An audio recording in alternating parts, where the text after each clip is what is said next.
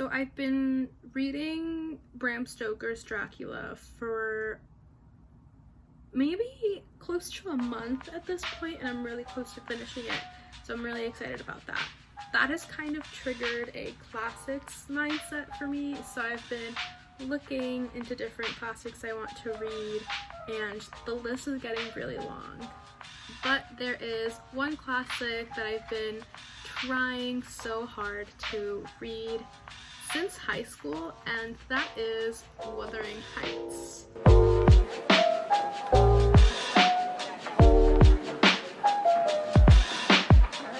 Every time I pick this book up, I can't even make it through like the first 4 pages, but I started reading it recently when I was out tanning, and I don't have a physical copy of Dracula. I read it on my iPad, but I do have a physical copy of Wuthering Heights, and I was able to make it through the first chapter. Then I read the second chapter, and I'm still in the getting used to the language phase of reading a classic. Dracula was pretty straightforward because it's in letter form, but Wuthering Heights is like a first-person narration? I forgot. I have also been meaning to just do a reading vlog, and I wanted my first reading vlog to be on The Alchemist, and I thought that could be a fun reading vlog because I know it's a pretty easy read, and it has a lot of good ideas throughout, or at least I'm assuming so because my mom like hyped it up to me. She said that book changed her life. I think my brother read it recently, and I know that's some people's favorite book, but I thought it would be not necessarily way more interesting, but I thought it would be interesting to possibly see me struggle reading Wuthering Heights, and maybe encounter some of those life-changing ideas. So I decided to do this reading vlog. I'm gonna take this little by little. I am still finishing Dracula. It's very hard for me to read 2 books at once. I don't do it regularly at all, but because I was so close to finishing Dracula, I figured I would ease into starting a new book. And so I am probably gonna do a chapter or 2 a day. Once I finish Dracula, I'll try to do 2, maybe 3 chapters a day because the first 2 chapters are short. Maybe the next will be longer, but I'm just gonna read a chapter today, and we'll see how I end up putting together this reading vlog.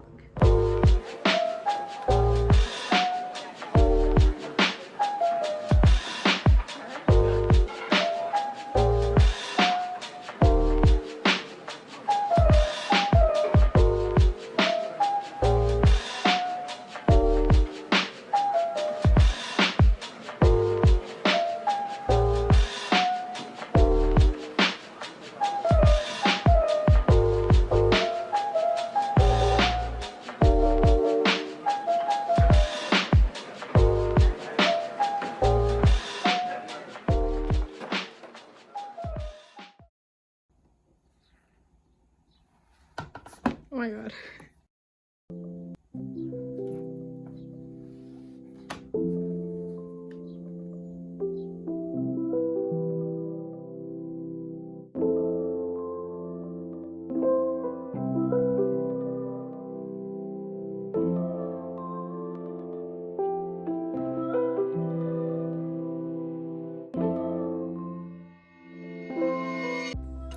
So I'm logging onto work as we speak. I was just really excited to read another chapter of Wuthering Heights because I've been really enjoying it. So after the first 4 chapters, kind of, which had made me really miserable at like the first go, we have this new narrator, Nellie, who is telling Lockwood about Heathcliff's history, and it's getting juicy because you're seeing like the Earnshaws grow up, and also how Heathcliff comes into the picture. Now I'm at the point where Miss Cathy is almost choosing someone else over Heathcliff, I'm interested to see how it unfolds, but so far it's getting a bit better. I started reading with an audiobook, which has helped a lot. It's a dramatic reading of the different chapters of Wuthering Heights. They use different voices for obviously different people who are speaking, and because there's been a change in narrator now, there's a different voice narrating, and that's really helped just getting myself getting past the initial shock of language, because there is a lot of, it's a pretty verbose book, I'd have to say. So this is helping me read. I also finished Dracula over the weekend. Today is I don't know how long since I last recorded myself reading, but I didn't pick the book up after yesterday. And yesterday I read a few chapters and I really liked it. I think I'm going to be able to do 3 chapters a day, seeing as these chapters are pretty short. So yeah.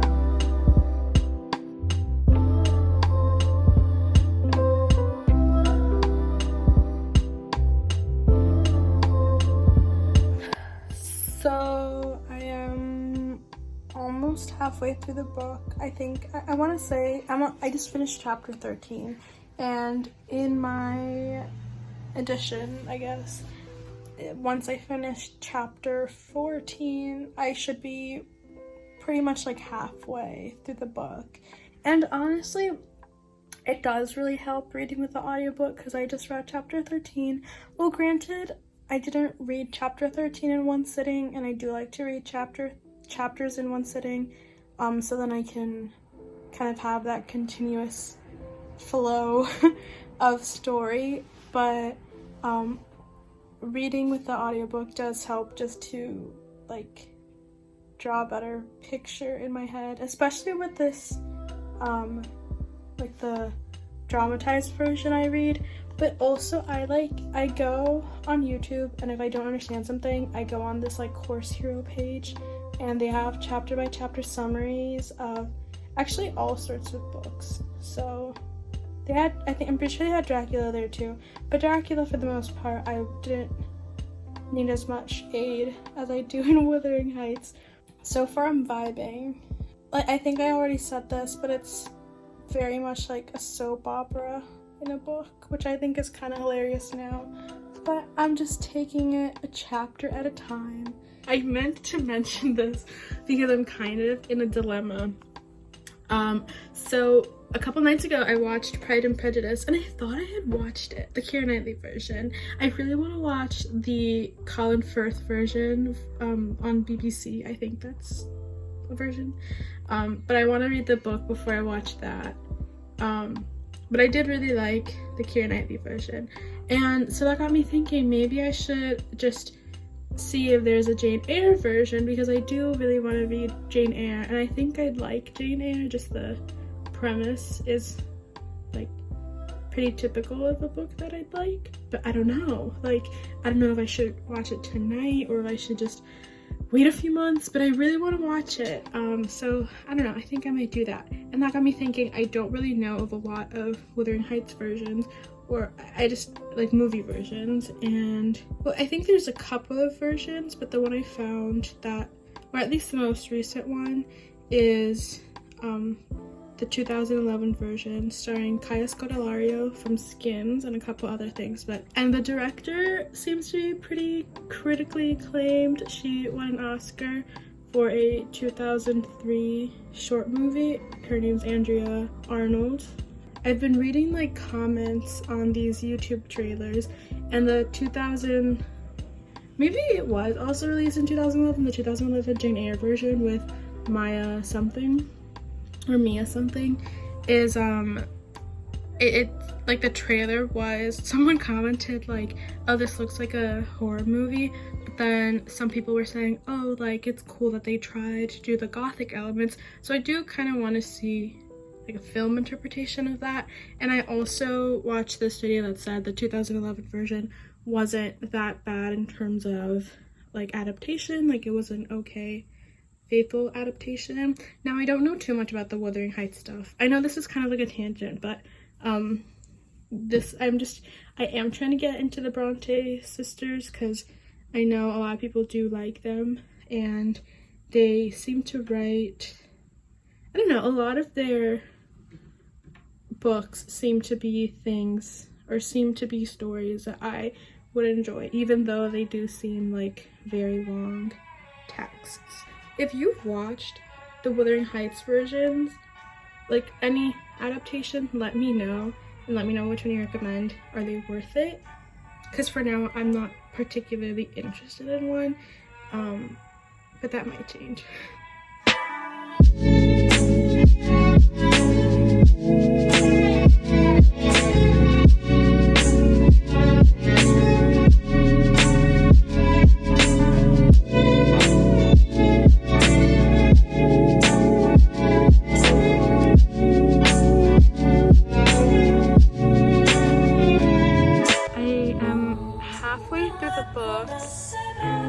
I'm struggling to understand who Catherine Heathcliff is, or like there's like this whole situation because I guess Catherine is pregnant, and she had just like had her whole like meltdown basically, and Isabella had sent a letter to the Grange, and Nellie went to see Isabella at Wuthering Heights, and then Isabella was like, tell my brother I want to go home, or to forgive me, or something like that. And then when Nellie goes back to the Grange, Edgar is like, no, because she like left me. And then now Heathcliff is trying to see Catherine, but then at the end, we come back to Lockwood's narration at the end of chapter 14, and he's like, oh, something about Catherine Heathcliff, I wonder if she like is like her mother or something. So I wonder if that is Isabella and Heathcliff's. I don't know. I think I have to go watch Course Hero again.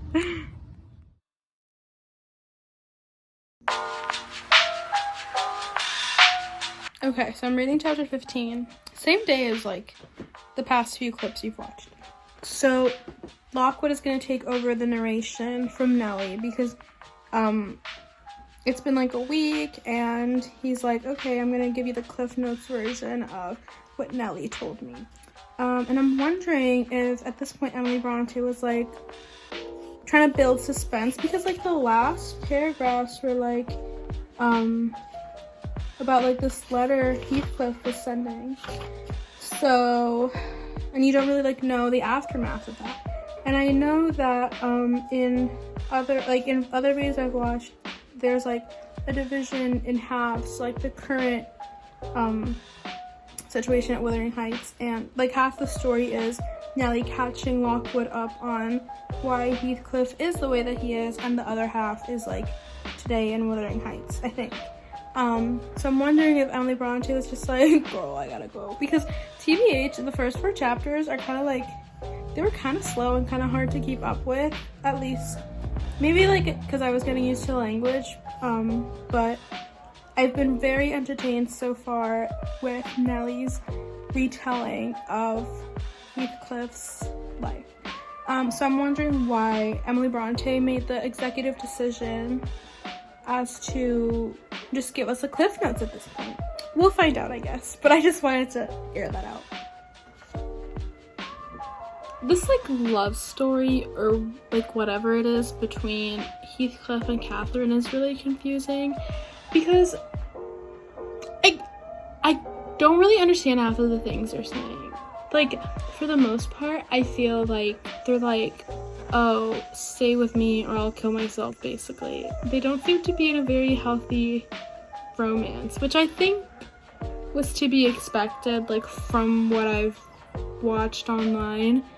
It's not like a love story, but like, I'm just, part of me wants to ship it because I don't know, I just feel like intuitively there's like a flame between two people, and I'm like, let's try to support it. But like, especially if it's like forbidden, like at least in books, like if you have that plot line, you're like, oh girl, I don't know, this like whatever they're saying to each other is just so bizarre, and I'm like, is this how people talked? Is this Heathcliff and Catherine just being like really obnoxious? I don't know, but yeah.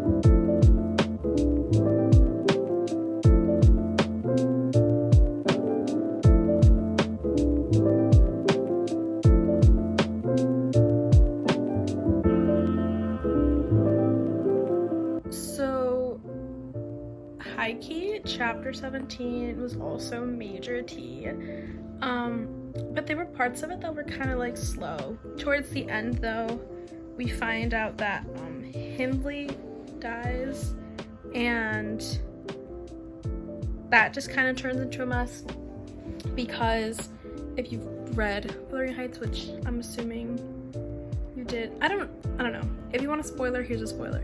So like that turns into a mess because Edgar wanted to see if he was inheriting the estate, so he had Nellie speak to a lawyer, but it turns out that Hindley had been mortgaging the place, so now it's Heathcliff's, because Heathcliff's was the mortgagee. I don't know, it was a cool thing, and now we don't know what's gonna happen with Hareton. He's probably gonna be a slave in his own house.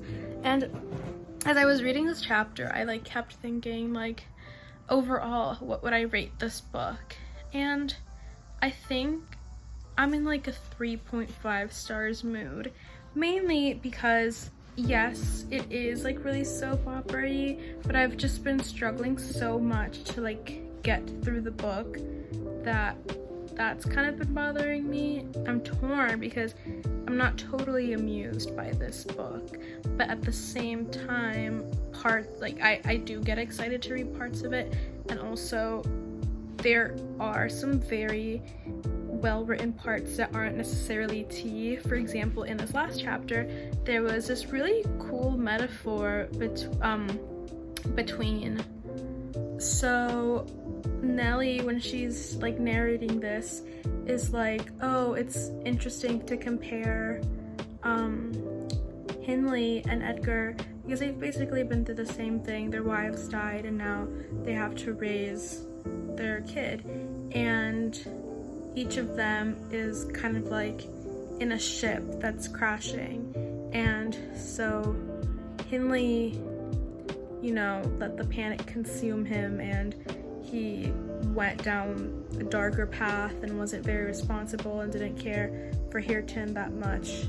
Whereas Edgar, when he would take care of baby Kathy, you could see that he really appreciated his daughter. And I also saw a comment on YouTube, I think, that was like, oh, Wuthering Heights is basically like, the moral is like what happens, like if you treat someone like trash, they'll turn into trash, or if you treat someone poorly, they'll become grumpy. And that's kind of what it seems to be turning into, because when Isabella went to Wuthering Heights and she left the Grange, Nellie was concerned. She was like, oh, but Nellie's been, you know, so properly brought up and she's been so spoiled basically, and now she's going to Wuthering Heights and she's not really gonna get that treatment.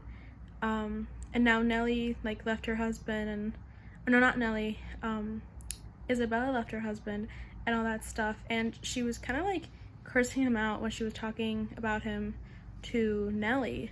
So it's definitely interesting to see the like physically the divide between like the Grange and Wuthering Heights, and kind of like how they affect people differently. So that's kind of why I'm giving, like, I want to give it 4 stars, because it's definitely making me think, and I think that Emily Bronte was onto something, and that she really put down really great ideas, but at the same time I'm not like super in love with the book.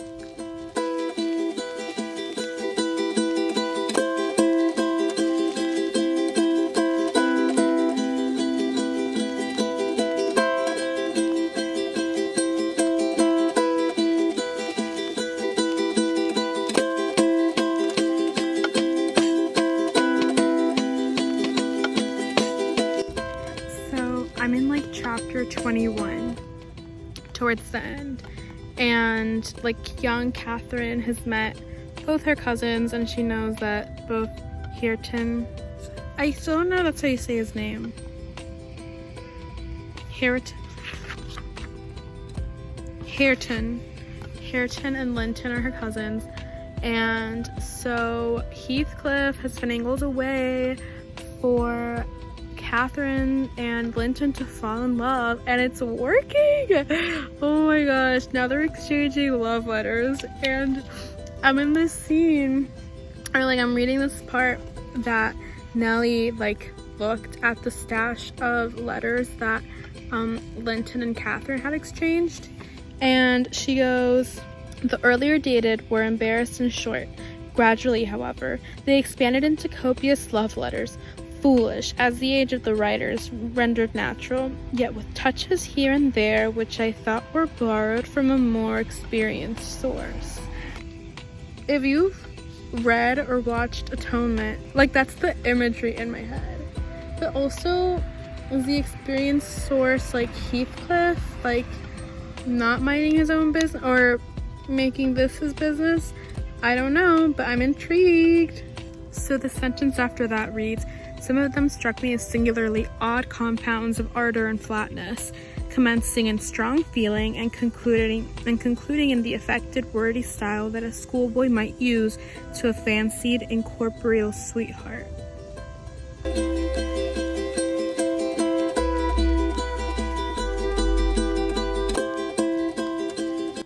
Also, I just watched the 2011 Jane Eyre, and I loved it. I thought it was really good. I was obviously expecting like the romance part. I wasn't really expecting the story, so I'm excited to read the book now. I'm looking forward to it. But I don't know if I'm going to read anything else tonight, but if I do and if it's juicy, I'll keep you posted. But if I do and it's not that juicy, I'll just go to bed.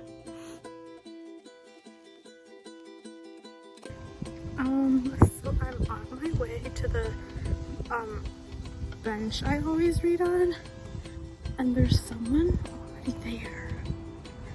But I'm gonna have to settle for this inferior bench because there's someone at my typical spot, which is okay. I mean, it's not my property, but I enjoy it there.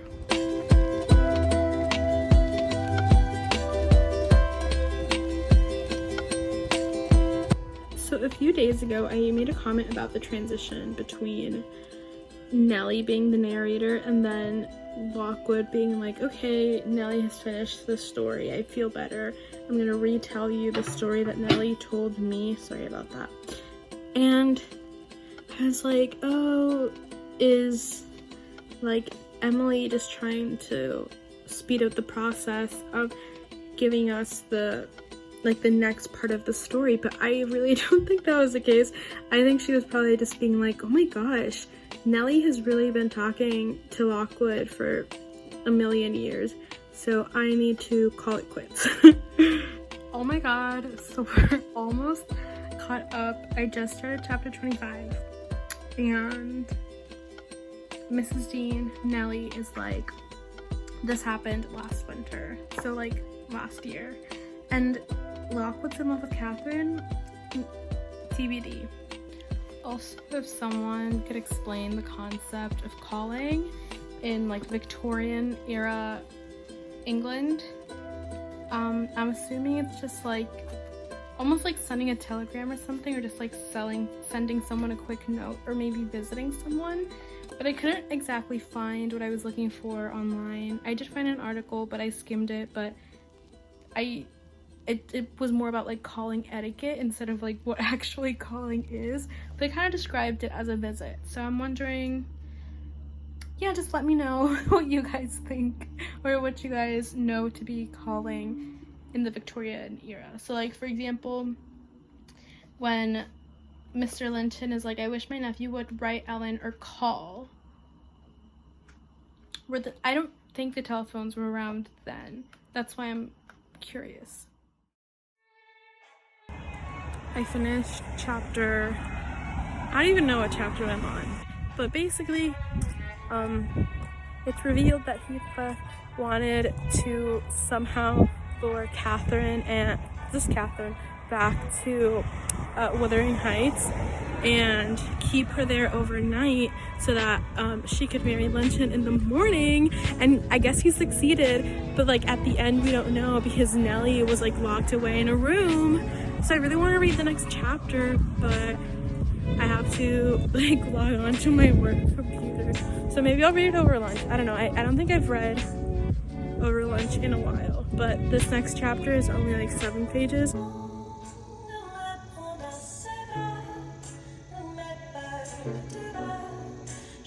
Okay, I finished chapter 28. I am now rushing home because it got so dark.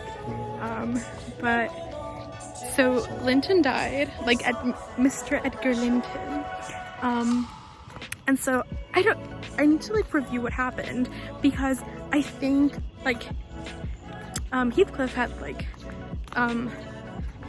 Catherine basically like as a prisoner or like locked up, and I think she was freed, but I couldn't really tell how and if Linton went with her, so I need to review that. But I'm so close to being at chapter 30, and after that it's only 4 more chapters, but I think I am gonna read maybe chapter 29 and 30 before I go to bed.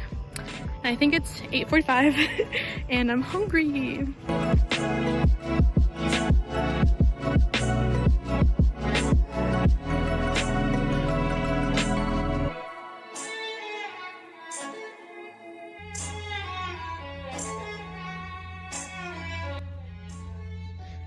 I can't tell if Linton died.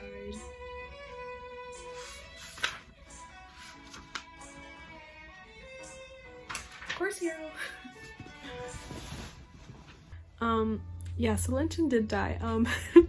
Totally missed that. In my defense, I was reading that like right before bed, and I fell asleep towards the last few pages of chapter 30.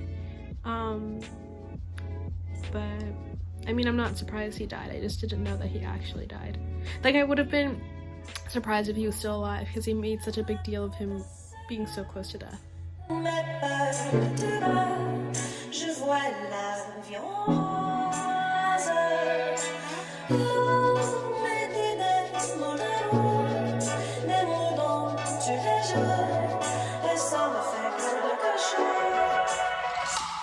So, like, Lockwood is like fantasizing about himself and Catherine.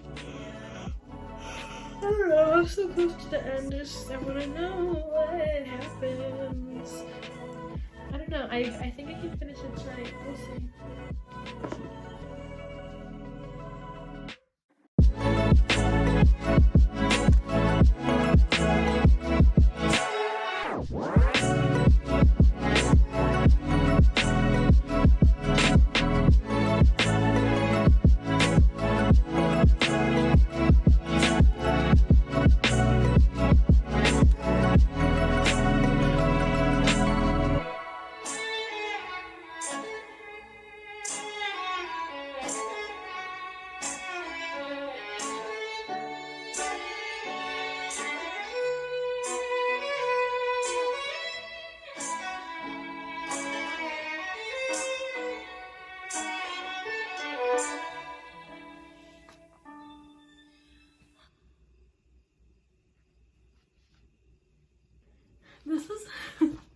This is kind of funny because Heathcliff is just acting all sorts of weird, and Nellie went, "Mr. Heathcliff, master," I cried.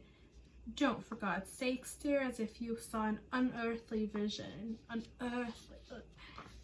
Anyway, but when like Snapchat filters came out, there used to be like a really scary one, and I used to like scare my mom with it, or every time I make a creepy voice, my mom is always like, can you stop?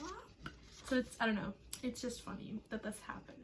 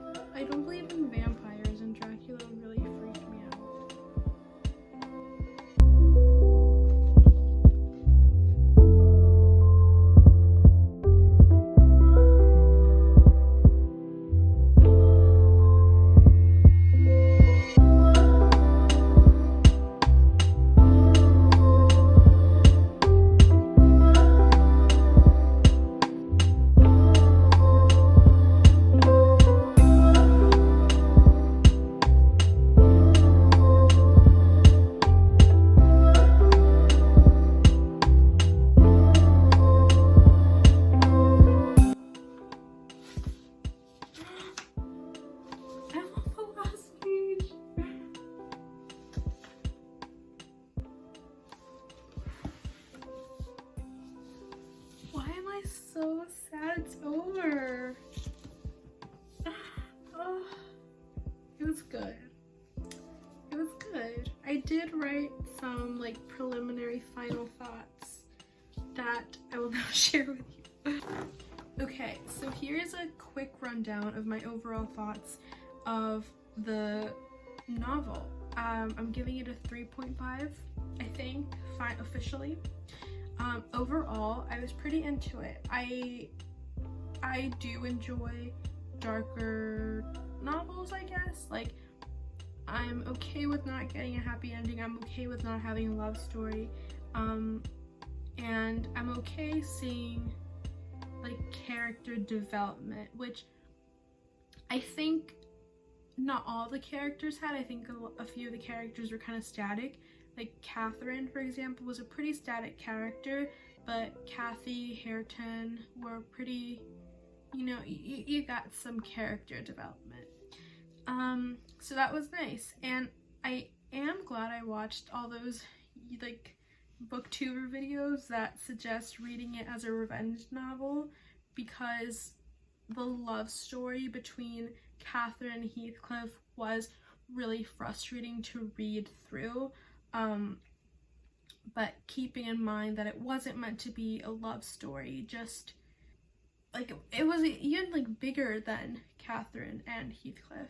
Challenges reading this, as you probably know by this point, was the language. I did end up getting used to it, but if anyone is thinking about reading this, if you're not super into verbose language, I would not recommend this as an earlier read in a classics journey, I guess.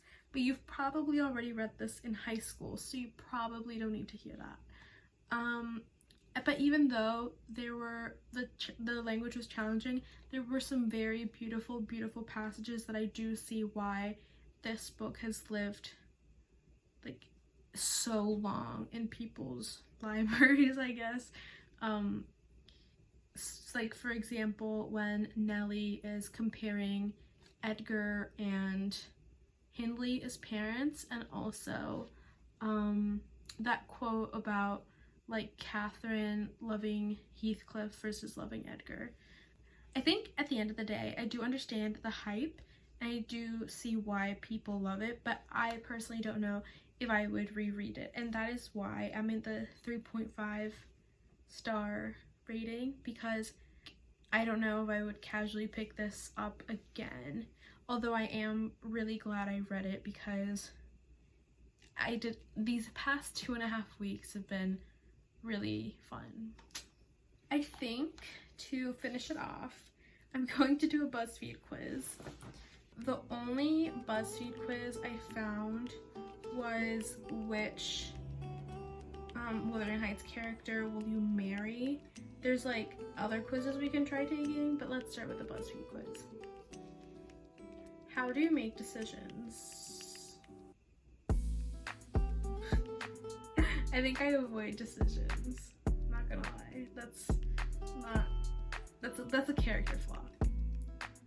Which trait do you look for in a partner? Loyalty, passion, wealth, nurturing, attractiveness. Probably, I'll say nurturing. Which statement makes your heart melt? Blank, more myself than I am, whatever our souls are made out of. Blank and mine are the same. Catherine said that. That's in the back of my book. If you ever looked at me once with what I know is in you, I would be your slave. There is no one else I would want to be with. You're hot to heat, none of the above. I think none of the above. I don't know. I never buy any of those. In past relationships, how did you handle a breakup? I've never been in a relationship, so I'm gonna take a guess at what I would do. Oh, I've never been in a relationship with the first. Okay, cool. If your soulmate died, what would you do? I'd grieve, but ultimately move on, devote my love to our children. I'd never get over it. I'd probably die first. I'd find someone new. I'd grieve, but ultimately move on. You gotta move on in life, guys. If someone does you dirty, what do you do? I enslave their children. Throw hot applesauce at them. I avoid conflict. I run away. I'm more of a bystander in this situation. Probably I'd run away. Or I avoid conflict, I would say. Okay. What would you do if your soulmate had another lover? Marry their lover's sister to inherit their land. Hope they chose me instead. Throw hot applesauce over. Oh my god. Find someone hotter. I am a lone wolf. What would I actually do? I probably hope they choose me instead. On a scale of 1 to 10, how petty are you? 1 to 10, I'll say 5, because I can be petty, but I try not to be. Which kind of person are you into? A hot, brooding, and tall hunk, a frail but overall okay person, an indecisive person with anger issues, a bystander helper, a trendy person. I guess a frail but overall okay person. Oh no, that's not true. Actually, sure. Which character of The Office do you prefer? I think Kelly. Edgar. Oh my god! Edgar's okay, I'm okay with that. Loved Edgar. Edgar is okay, and that's unusual in Wuthering Heights. Yeah, he was like normal. He inherited a large estate, and you're the perfect person to share it with. Ooh.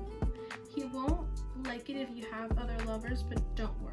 He'll just sit in another room and read to cope. But I wouldn't do that to you, Edgar. He's not about that petty life. Want to start a family with a frail, friendly guy? Well, you're in luck. Similar to Toby from The Office, Edgar is sad, and you will lift his spirits.